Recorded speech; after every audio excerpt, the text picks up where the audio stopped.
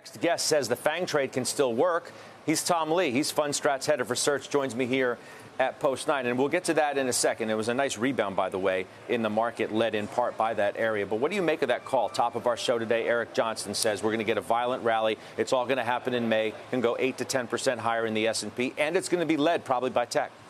I mean, the market is oversold. And the timing makes sense because we've got a market nervous about FOMC and the meetings this week. And in a way, I know you guys have said it, the Band-Aid gets ripped off. So could a relief rally happen, 10%?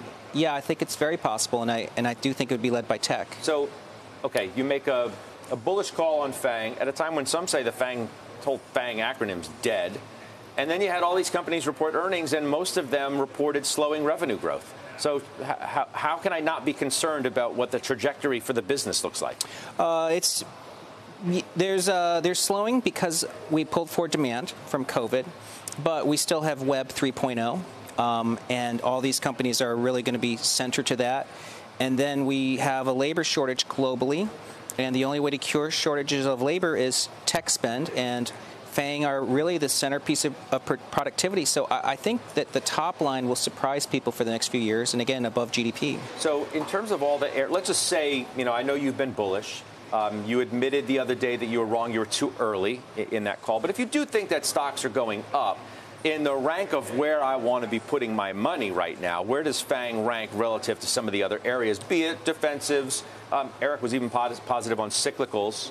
Yeah. What do you think? I put FANG at the top of the list because they've number one.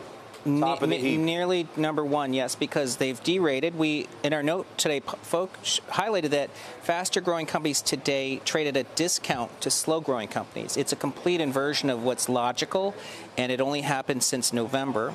And I think as that normalizes, that means the FANG could have the biggest moves. Interesting. And how much do rates have to do with where they go from here, right? That also is why this is a big week. It's not just what the Fed does. In fact, we pretty much know what they're going to do. It's what they say that matters most, and where rates go. We were at 3% on the 10-year today. That's right. When I look at rates, and I'm not a fixed income expert, 4 50 basis point hikes are already priced into the 10-year. And even in the 2-year and the 5-year. So unless there's a hawkish surprise fundamentally that drives rates higher, the bond market is sort of fairly priced. And then the stock market then has to figure out what the right multiple is. And look, at a 3% 10-year, that's a 30 PE for a bond.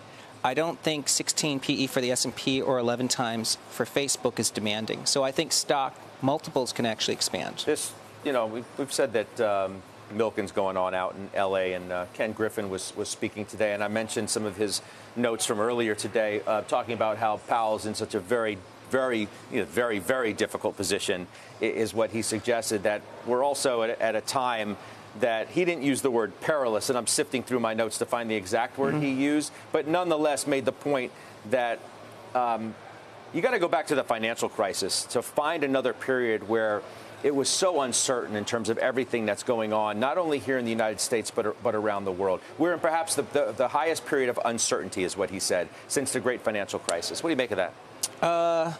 Agree with it? Disagree? I might say March 2020 was more uncertain because people forget the Fed stepped in. But before March 2020, the market went into a huge panic. We had a 37% decline, and many people expected the end of the world. I think if there's any lesson 2022 is that the market is prone to panic and panic quickly. I think people are assuming the Fed is going to break the economy or the markets, but if inflation, history suggests that they are. Yes, right? or inflation can cool because financial, in a way, rates have moved in a way that have tightened financial conditions. So the markets are doing a lot of the work for the Fed right now. And that way we don't have to break the economy or the markets. But again, I agree, it's very uncertain, but March 2020 was scarier, and yet people are more bearish today than they were in March.